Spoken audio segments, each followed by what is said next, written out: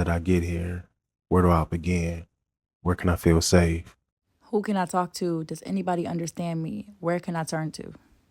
Let's start the conversation. On y'all, it's your boy Parham. And I'm Brittany. I'm Ryan. This is another episode of Sober Talk presented by Hunter House. And this is part 2, going down the rabbit hole, man. But before we get into it, you know, what's been going on with y'all this week? Let's check in. Somebody go before me.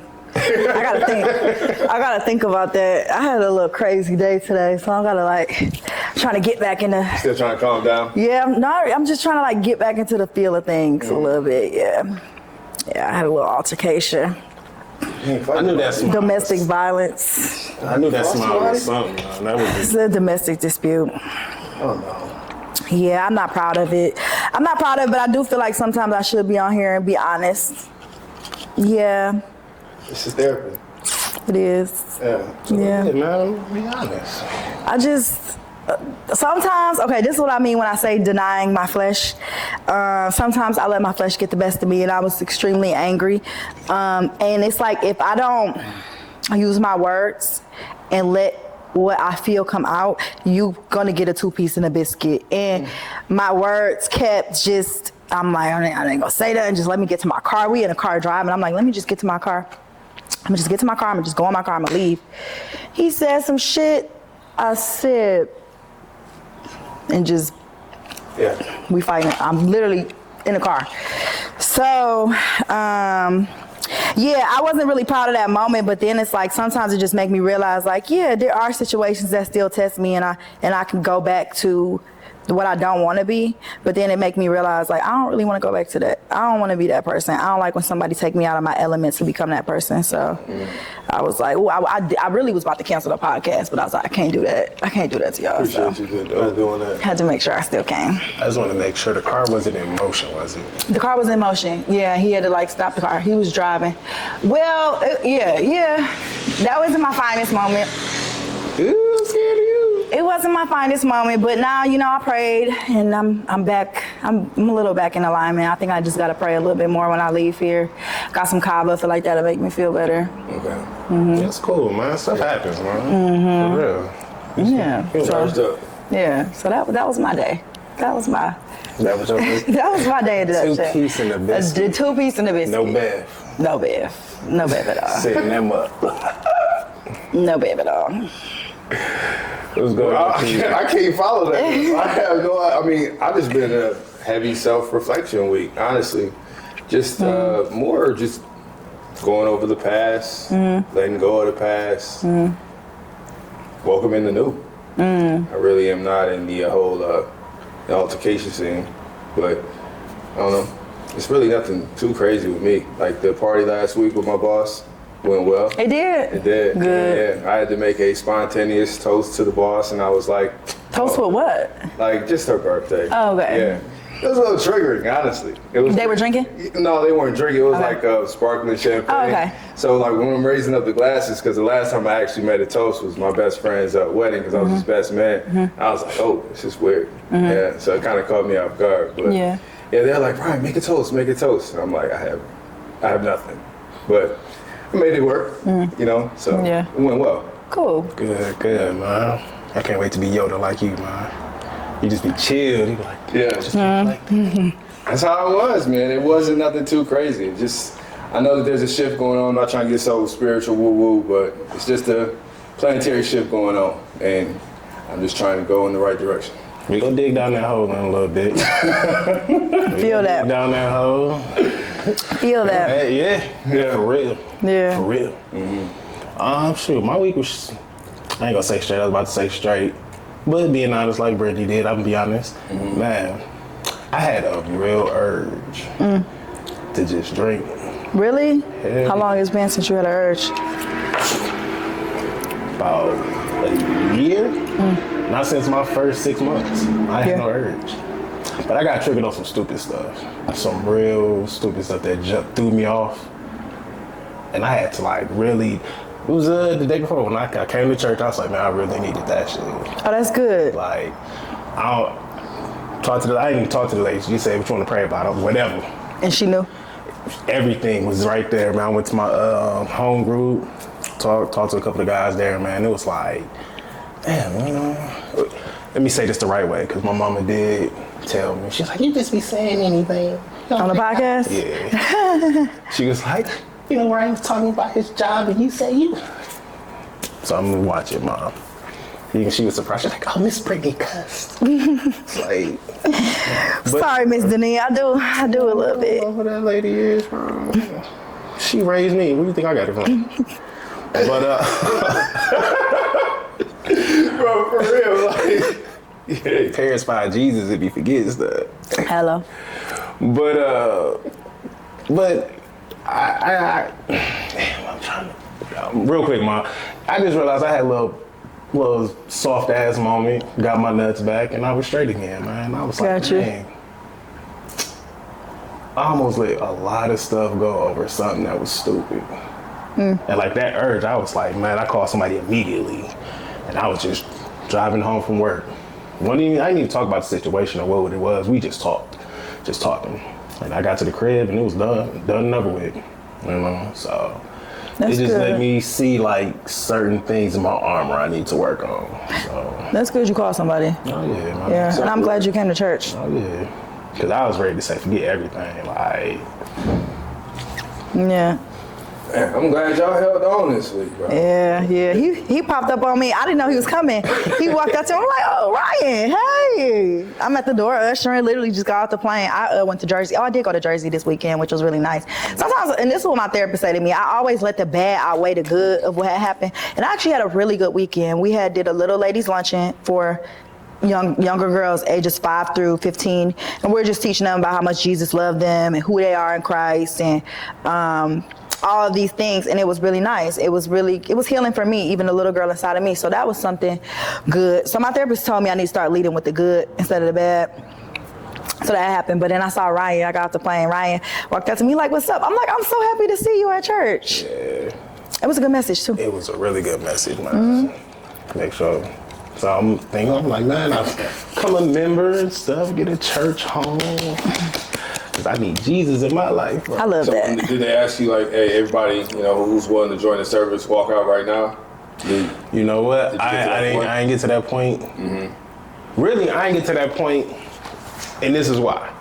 I wanted to check in, you know, of course, but she was like, of course, that's why we brought you. But I wanted to check in, because I know me, like on my home group, I don't want a lot of guys or a lot of people that I need to do stuff with, other than y'all. But you get what I'm saying. You know what I'm talking about. To go to my home group. Yeah. Because that's my place of like peace. Yeah. Away from everything. Yeah. So I was like, you know what, this is her place to worship. She invited us, but let me double check to make sure, hey, you know what, you don't mind if I join. So Okay. Of course not. Our job is to bring souls. So if I can bring these, I bring my worst. If my worst enemy wanted to come to my church, I would be okay with that. ooh, you good. I would be okay with the person I just 2 pieces in a biscuit today. If they came to my church, as long as they trying to find God, we all need them. You can't get over this 2 piece of the biscuit. The mental picture is going in my head. I got hands for real. Like I used to have a really crazy life. Like Yeah. I was like, I can't believe myself. But okay, let's move on. Yeah, we gotta move this. All right. So continue this rabbit hole. Yeah. What you got on, man? What's So yeah, I mean the big thing, and I actually like this one, the simulation theory, because I know from our last episode we briefly touched on the music industry. Well, we actually went down that pretty deep, and then a couple episodes before we talked about The Sims, and this one, the simulation theory about are we living on autopilot? I like that question. So what do you guys think about, are we living on autopilot? How many people are conscious versus reacting? And do you think we're programmed by our environment, trauma, and habits? I know we don't have to answer all 3 of those questions at once, but there's something to think about when it comes to like the simulation theory.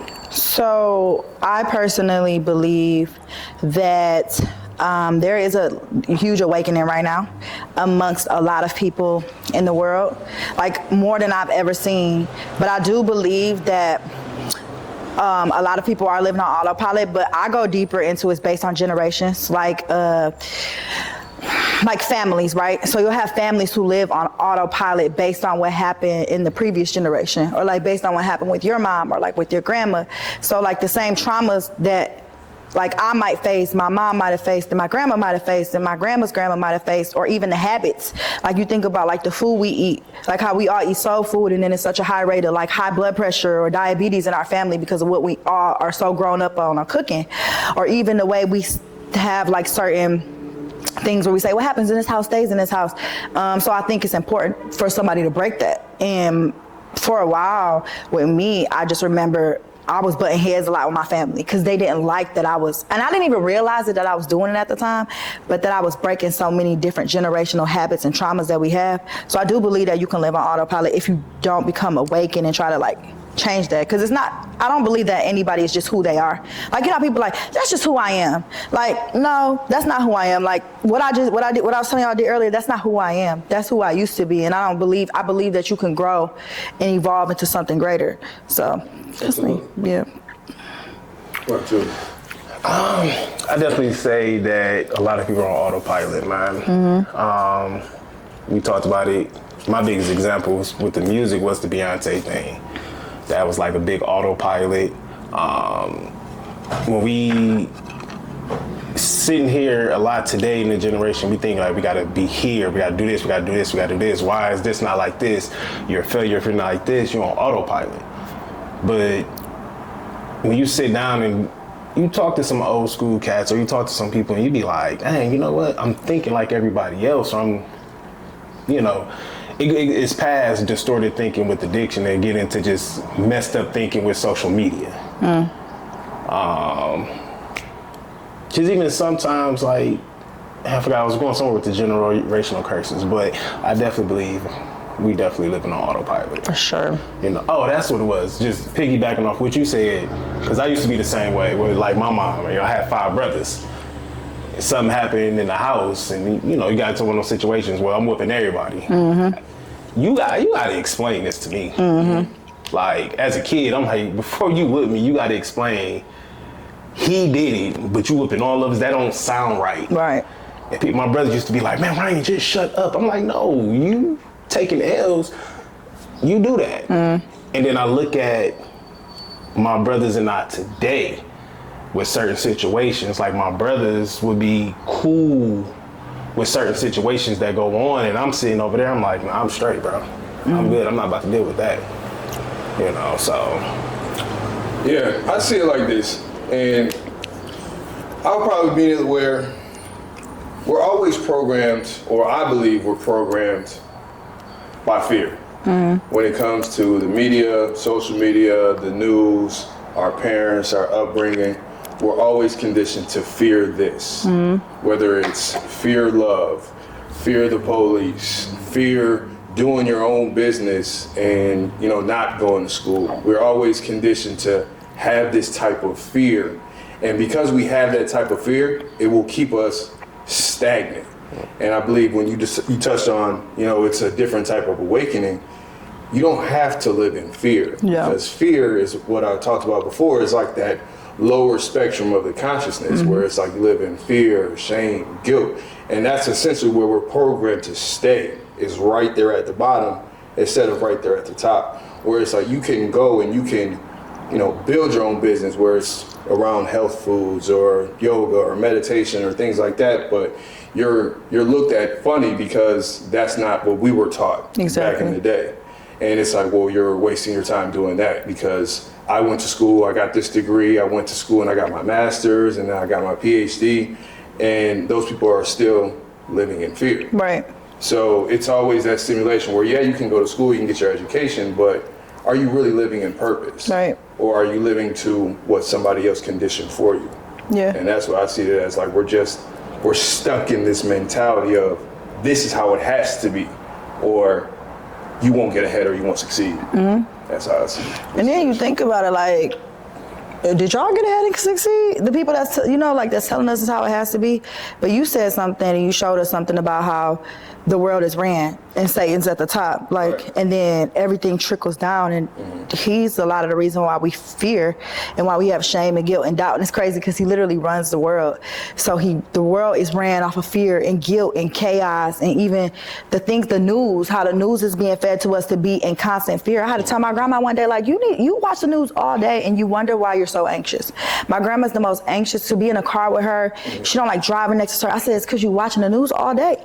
All you hearing about is negative stuff. It's programmed in your mind. Right. You got to reprogram your conscious, but it's harder for older people for some reason.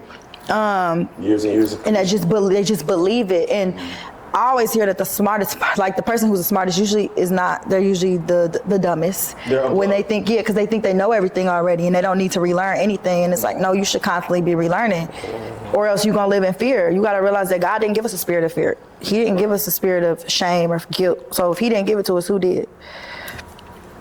Yeah, and just back off your news thing. When you watch the news, 75, if not 80% of the news is all negative. What murder happened, whose house burned down, who died, and maybe the other 10 to 15% might be positive.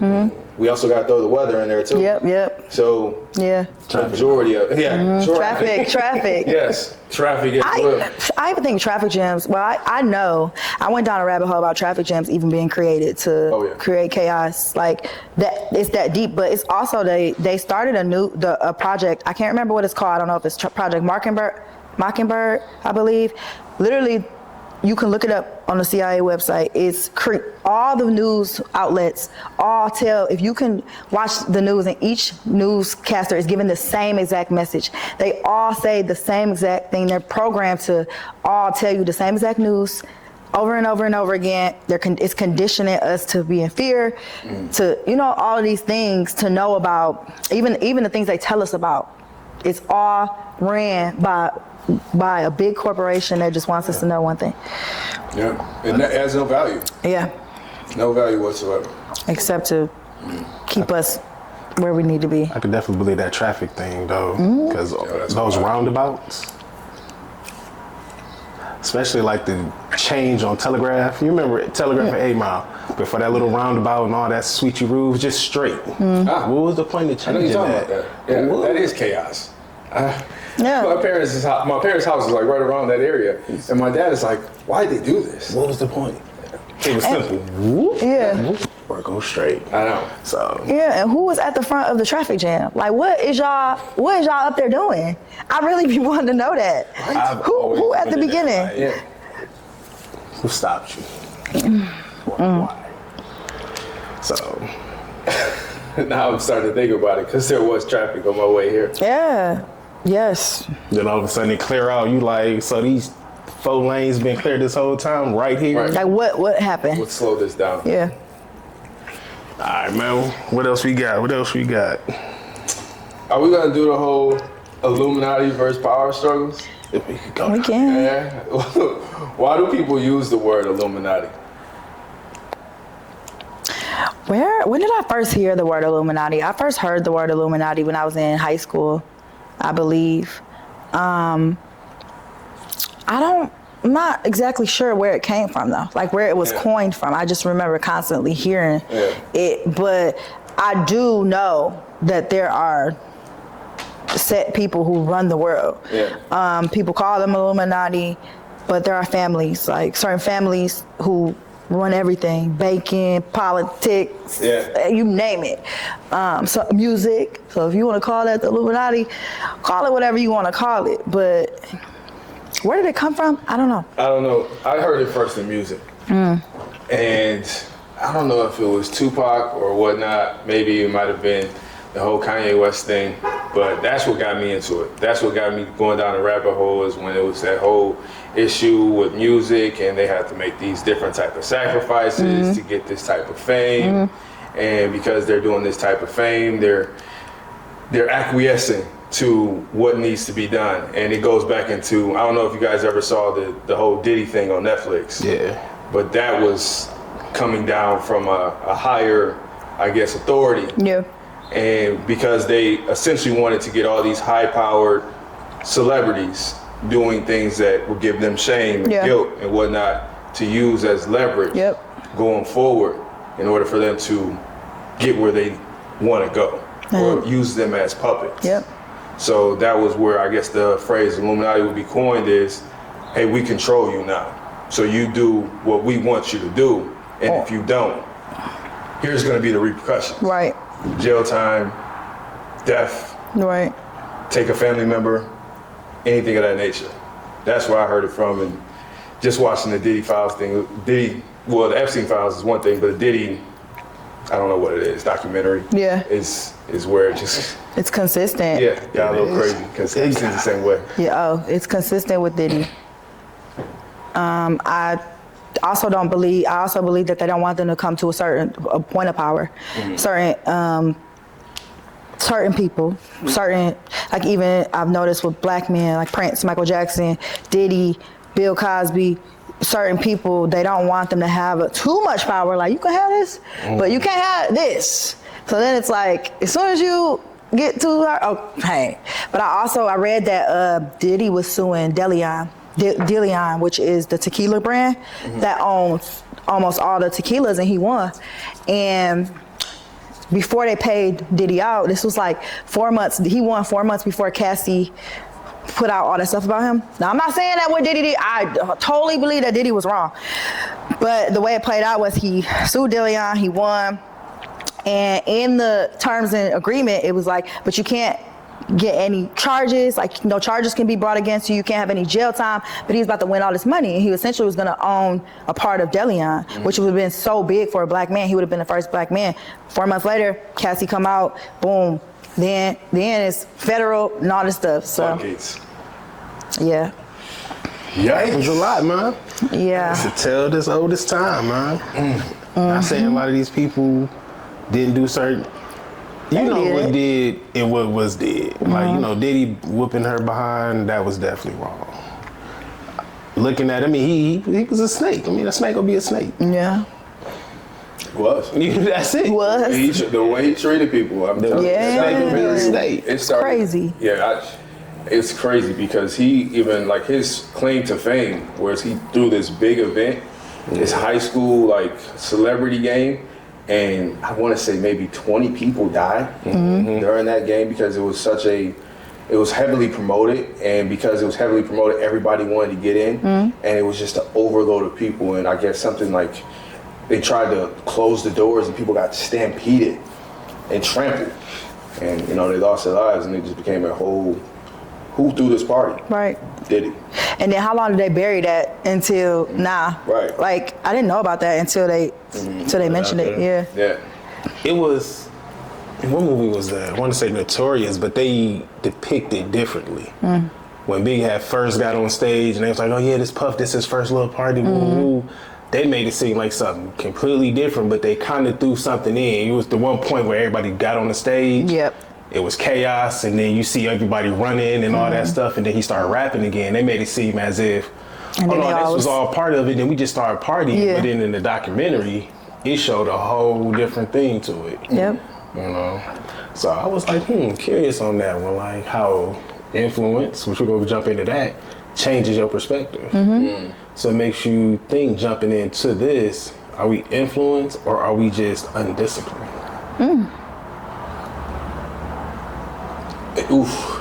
I would definitely, of course, undisciplined, no matter what. But because we're undisciplined, it opens us up to be influenced heavily. That's good.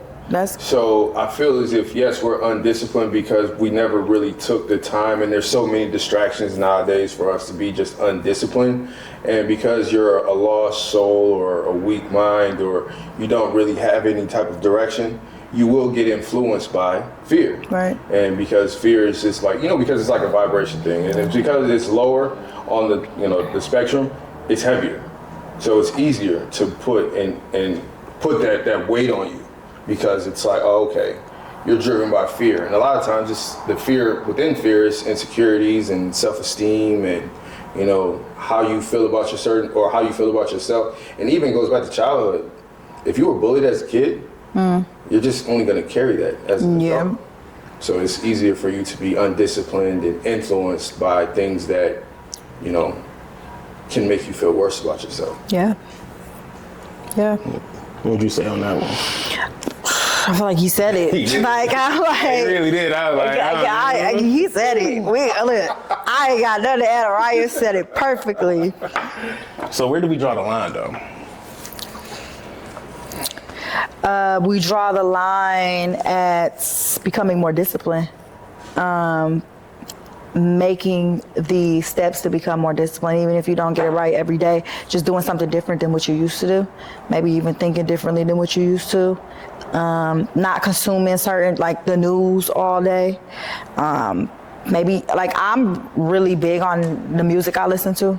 I don't listen to a lot of today's music. Ryan have been in my car. Like I'll be playing 2000s music, 90s music. It's a lot of things that I don't listen to. A lot of shows I don't watch now. And I used to watch everything. Even I break it by how I get up in the morning, how I start my day. So just doing something different than what you usually do. It was this movie I watched. It was called Everything Everywhere All at Once. And it was a woman on there, and she was trying to break her cycle of life. And this man came to her from another dimension and told her, like, put your shoes on the wrong foot today. Like, just do it. Like, just do something different than what you normally do. If you normally go left, go right. Like literally upsetting because this is technically an algorithm that we are living in. Upsetting the algorithm is how you break the habit of how you, like people say, change the pattern, you break the loop. So, yeah. I've talked about that before, and just a humble brag. I just talked about it in my content before. It's like breaking the cycle, breaking the patterns. It's honestly awareness first. You know, you gotta be aware of where you are and what you're repeating and That's what true. is keeping you stuck. It's so similar to getting sober, in a sense where you know that drinking every single day or smoking every single day is keeping you caught in this loop. And whatever you're able to do to break that cycle, whether it's rock bottom, it's somebody telling you, hey, you need to get your life together, or it's just that awareness. What was your first step? Go to rehab or ask for help. And a lot of times, in order to change your way of thinking, go to therapy. Or, like you said, consume different type of content. Because yes, you can assume terrible content because there's really bad content out there, or you can consume content that actually uplifts you. It might be boring at first. Right. Like I have an audiobook about discipline. And when you try to sell that to somebody, they're like, I'm good. But it's essentially, you got to do the things that you're uncomfortable with. Yeah. And it's listening to things that are boring, because it has to be a habit of listening to it over and over and then making the change. And even some of the books that I've listened to, or audiobooks I've listened to, like Atomic Habits by James Clear, it's another great book. It's just making those small changes. It's just, okay, like you said before, it's put this shoe on first instead of that shoe on first. Or listen to an audiobook that you're not interested in for 2 minutes, and then the next day 3 minutes, and the next day 4 minutes. It's the same thing of going to the gym when you've been disconnected from the gym. You got to go at least there and be there for 5 minutes, 10 minutes. It's just the small habits. It can't be a drastic change. Exactly. Because if it's a drastic change, then it won't last. But if you are consistent with doing just the little things over and over and over every single day, it's gonna become a new pattern, Right. a new cycle that you want to get into. Yeah. And that James Clear book, Atomic Habits, getting better 1% every single day. That's good. Yeah. Yeah, send me that one. I got you. That's good. See that one. That is good. But no, man, y'all both said it. Just changing certain things and realizing. I think it would be hard for a lot of people to realize that they're even in a cycle. You're I right. see. Unless you.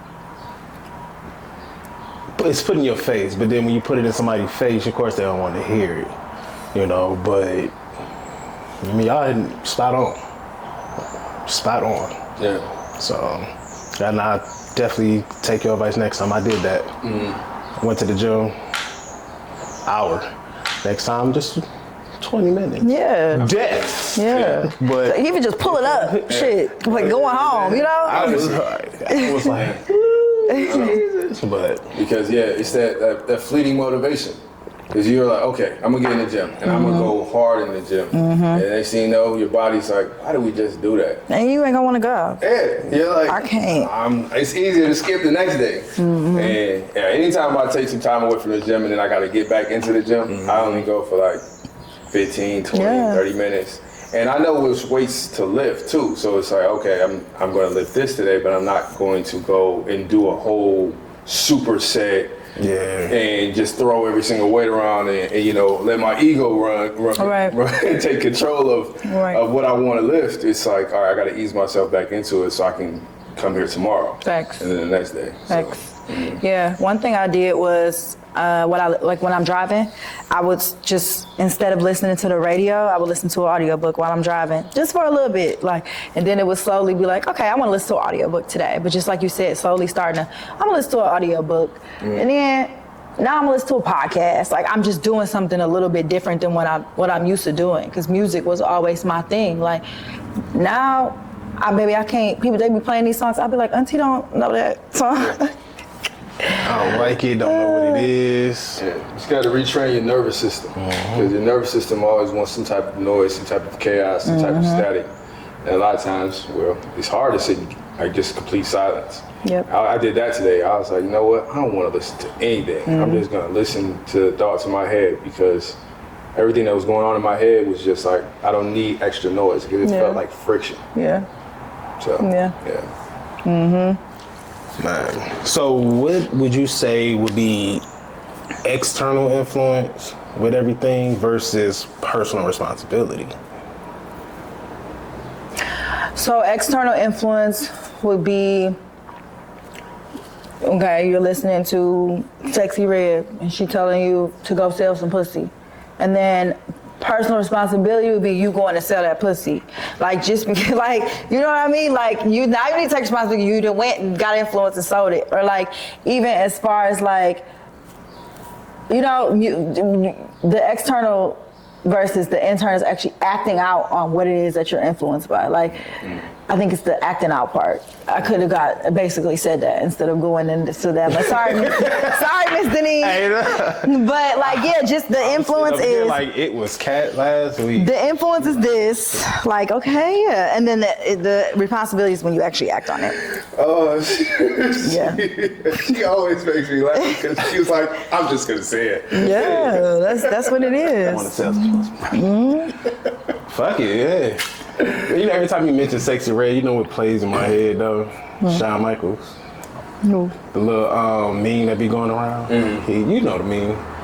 It's a meme on TikTok with the wrestler Shawn Michaels, and it's her singing in the background, but it's like him doing his old wrestling stuff. You gotta like, it's hilarious. I'll send it. But your thoughts? External influence versus personal responsibility. Yeah, as long as we not selling cat. I'm telling you, man, they got us young, man. They got us young, whether it was cartoons or it was sitcoms or it was really anything with it, of course, music. Anything that comes to that, we were conditioned to it. So we were programmed to listen to this because something, you know, that higher, I guess, authority was like, I want people to be influenced by this. Yeah. The best way to get them is when they're young. And you sent over this Instagram reel earlier this week about how much it changes from kindergarten to first grade. Yeah. And it was perfect because we're always influenced by, when we're young, colors. And then when you take those colors away, it's, okay, I want you to all think the exact same way. Yeah. Because when you have like, you know, a bunch of different colors, then it's more expression and it's more of open and creative thought. But once you get into a certain age group, it's like, well, no, close that up. Yeah. I want you to learn this. I want you to learn social studies for this amount of time, and I want you to learn science for this amount of time, and I don't want you to go outside the box. Yeah. And that's the external influence, but then the personal responsibility is seeing that, is being open to, oh, I am in a box. Because I've lived in a box for a long time, and I just now realized I've been in this entire box and it's time to step out of it and embrace the creative side that I've always had. Yeah. So we can always have that external influence, and we can continue to be influenced by whatever it is. But we have to have that still, again, that awareness to, all right, if I step outside this box, am I still afraid?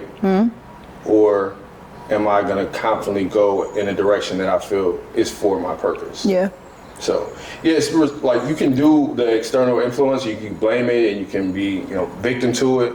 But then it's like, when do you take personal responsibility and say, all right, you know what? I'm actually going to go to what I enjoy to do, what makes me happy, what's for my soul, and what gives me the ultimate amount of joy. Yeah, yeah. And even when you speak on colors and how they were so heavily ingrained in us and so young, and then when we get older, they're starting to do it again, like with McDonald's. The colors, when you see when you see red and yellow, Orange, it starts to, I'm hungry. Even though if you literally, if you sit McDonald's out for 365 days, it literally doesn't spoil. But still, you're like, it's crazy. But still, you're like, I'm hungry. I'm gonna go get me some McDonald's because I see this color. Even the way the casinos are set up, the floors in the casinos keeps people in them for longer. Placements on shelves. It's so deep as to how they psychologically do it. Just because, like, now how I change that is, if the cleaning products are like right in front of my face, I'm like, I'm gonna grab this cleaning product because it's here, but it's more expensive, but the more cheaper cleaning products on the bottom. Now I'm like, I'm not gonna look here no more because I know that they putting it here because they know I'm usually gonna grab that. I'm gonna look down here because that's where the cheap one at. Like, I'm gonna change that. Or no, just because I see just because I see red and yellow, I don't really have to stop here and go eat that because it's triggering my hunger. I can go eat at home. Like, so see that bag right there? Yellow. Yeah. That's why I was like, what you eating? Yes, exactly. I was like, yo, what is that? And that's so funny too when you bring up the cleaning products, because I was just in Kroger the other day and I had to buy some dishwash. And I was looking at the top because it's eye level, and I look at the bottom, and more times than not, it'll be the store brand and it's cheaper. Why is it at the bottom? Right. If it's the store brand, wouldn't it be at the top? No, we want you to spend the most money, and we want to have the best right here at the top, so you don't have to look down at the bottom. Yep. It's just the small little things where, okay, I see what you guys are doing here. Yeah, especially like end caps too. Like when you go on end caps and that part, at Target or anything like that, it's always, I didn't even know I needed that. The checkout line. Man. I'm telling you. Have y'all seen the checkout line at Marshall's? How much stuff is in there, and that line be so long. If you wait in there, you're gonna be like, I'm grabbing something. At my time, you're looking at headphones, a charger, stuff you don't even need. Man, Yeah. I used to work at Target, and everybody would always come in there. I came in here, and I didn't even mean to spend this much. I don't know why. And they'll come back the next couple of days and say the same thing. Yeah, so that's breaking that, like you said, becoming disciplined. Like, okay, let me just come in here for what I need. Or what I do is I do drive up at Target a lot. Like, if I know I'm going to go in there and spend more, I'm just going to boom, boom, boom. It's same price. I don't put exactly it in my cart. You take it right. So I don't even got to go in there. Yeah. And you know how they get people too? You'll do drive-ups and you'll go in. Yeah. I've seen people do that. That's crazy. See, when it comes to Target, I would say I'm definitely disciplined. Between my mom, my son's mom, sister, something. Listen, what do we need? Yeah. What are we going for? Yeah. Let's go. Time limit. It ain't even a time limit. I know exactly where that aisle is at, bro. Yeah. We're not fucking around. Yeah. Why you want to go this way? Fuck that. Let's cut through Starbucks. All right, let's go through this lane, and we can get there. Yeah. We ain't got to venture off. Yeah, I gotta make a list. I have to make a list, or else, that's the way to keep me disciplined. Or ChatGPT teaching me how to budget. I didn't learn how to budget when I was younger. It wasn't something that my family knew, so I had to break that generational, curse. Like, no, I need to budget. I need to know where my pastor did a whole sermon on that one time about how if we don't control our money literally are going to control it. It's going to control us. Absolutely. We got to know where every dollar going. Because how many times are you afraid to check your bank account, checking account, give me a credit score. I mean, I remember when I was in active addiction, it was there. But I mean, when I was talking about checking it, absolutely not. You're like, I already know it. Like, it went over. I got the alert on my phone. I'm not about to get, what do I need to check? What do I need to check in for? I already know there's negative $30. Yeah. So if y'all could give these lovely people one piece of advice for breaking the programming or breaking the loop or just becoming more aware, what would you tell them? Pick one thing. I would just say pick one thing. You don't have to overwhelm yourself, because if you do, all right, I got to change this. I got to work out. I got to eat better. I got to listen to this podcast. I got to listen to this audiobook. You'll get so overwhelmed and you won't do anything at all. So just pick one thing and master that thing for 30 days and then see where you're at, and then add something else next 30 days. So you're both like, you're just creating that, okay, I'm changing my life every 30 days, but I'm still maintaining what I started the first 30 days. I was going to say the same. I was just going to say, wake up at 5 o'clock. Absolutely. Just wake up at 5 o'clock. You ain't even got to get ready for work or school, whatever. Just get up, make some coffee, make some breakfast. Just get up at 5 o'clock. Like you said, for 30 days. I'm telling you. And you'll see your life change around. Because when you're up that early, nobody can bother you. I mean, it's you versus you, unless you want to be on your phone and pass time. Yep. All right, we got a little bit more time. Just a quick story. Just with the I have no idea. I think my phone's on Do Not Disturb, and it won't go off if it. So real quick with this, we're getting up at 5. Okay. Because I got into a situation at the parking lot today. I'm listening to some guitar instrumentals, chilling. I'm driving slow. And this lady, and I'm thinking in my head, you want me to mess up my day? Because I got up early, did what I had to do. And you in a rush? You running behind? Yeah. I just look. An NPC. And the thing's going, do, do, do, do. So, let's get up at 5. I want to thank you. Wait, I didn't get mine. Yeah. I want to thank y'all for reminding me that Brittany needs to go, bro. Y'all tripping out here. Okay, read Ecclesiastes.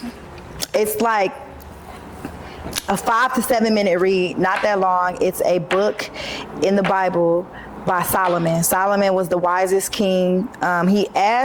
He was the only king, the only person in history to ask God for wisdom. So he had the most wisdom in the history of anybody that will ever come. And he wrote a book called Ecclesiastes about how it's probably like 6 or 7 chapters. And it's not real. Like, if you are not into like the whole, spiritual thing, it's not that type of book. It's more like a self-help type of book to me. So he talks about basically how nothing really matters and how he's literally tried everything and it wasn't fulfilling for him. Just read it, come back. If you have read it, come back when you do read it and let me know. It'll change your whole perspective. Check that out. I'm gonna send it to y'all. Yes. That's all we got. That's it. I want to thank y'all for tuning in to another episode of Sober Talk presented by Hunter House. And we'll see y'all next week with a special presentation. Peace.